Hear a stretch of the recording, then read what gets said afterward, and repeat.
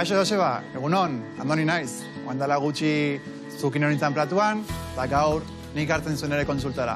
Azten nutrizora. Oazten ezautzera.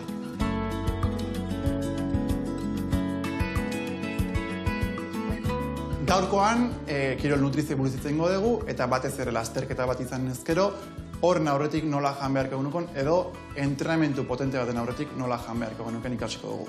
Lasterketa baten aurretik edo entrenamendu potente baten aurretik, ulertu behar duguna da energia iturri bat behar dugula, eta energia iturri desberdin ditugu, alde batetik grasa eta beste batetik karbohidratoak. Grasak, intentsitate baxuan ematen digute energia, baina lasterketa edo entrenamendu potente bat dugunean, energia hori karbohidratoak ematen digute. Horregatik garrantzitsua da lasterketa baten aurretikan horien ingesta edo kontsumoa handitzea. Horretarako alternatiba desberdina ditugu, alde batetik arroza, kuskusa, makarroiak edo pasta, patata, boniatoa edo beste elikagaiak karbohidrato kantitate altua izaten dituztenak. Eta proteina kantitatea baita ere sartu behar dugu, baina grasa kantitatea jaitsi eta fibra kantitatea baita ere jaitsi egin beharko nuke. Horregatik barazkiak jaterako garaian, barazkiak entsalada moduan jan beharrean, purean edo egosiak jatea hobeagoa izango litzateke. Menu konkretu bat adieraziz, lehenengo platera barazki platera bat egingo genuke, baina entsalada moduan izan beharrean, barazki egosiak edo pure moduan jango genituzke. Ondoren, plater printzipala, karbohidrato plater bat izango litzateke. Arroza, kuskusa edo pastarekin egina, edo baita ere alko genuke proteinarekin batera, batez ere haragi txuria edo arrautzak, eta horri lagungarri bezala, boniatoa edo patatarekin egin beharko genuke. Dakizuen bezala, lasterketak ordutegi desberdinak izaten dituzte. Alde batetik, aldu lasterketak arratsaldez izan eta gure azken otordua bazkari bat izango litzake, baina lasterketak goizez izan ezkero, gure azken otordua gosari izango litzateke. Oso garrantzitsua da, azken otordua denborarekin hartzea. Hau da, 3 ordu lehenugo lasterketa baino, batez ere digestioa egin eta behar ditugun mantenua edo nutrienteak absorbitu eta energia hori izateko.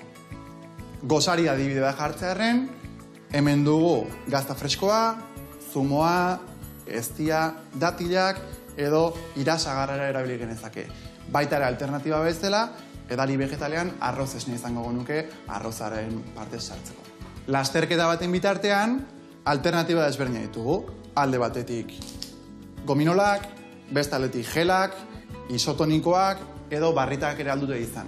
Honekin batera garrantzitsua da hidratazio maila egoki batera ematea eta horretarako isotonikoak egiten dira. Honen funtzioa alde batetik hidratazio egoki batera ematea, beste aldetikan energia kantitate egoki bat izatea eta kalambreak saihestea. Eta ura eta horrekin batera gatz mineralak sartzen ditugu.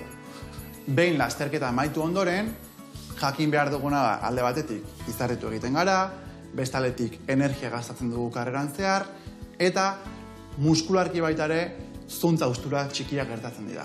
Hori errekuperatzeko, alde batetik proteina sartu behar dugu bere funtzio estrukturala edo muskulu hori konpontzea denez, karbohidratoak ere bai sartu beharra dira jakinda energia galdu duguna berreskuratu egin behar dugulako, eta ura eta gatzak ere sartu behar dugu izardietan gatzak eta ur kantitatea handia galtzen dugulako.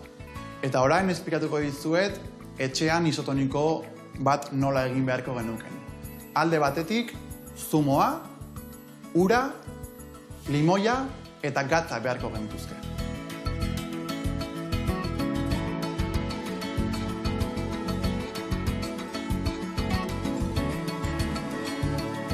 Bueno, Joseba, hemen dakazue etxean egindako isotoniko bat, eta gogoratu edari hauek kirola egiterako direla, eta ez egunotasunean hartzeko. Bueno, besarkada bat eta ondo segi Azta Nutriziotik. Agur!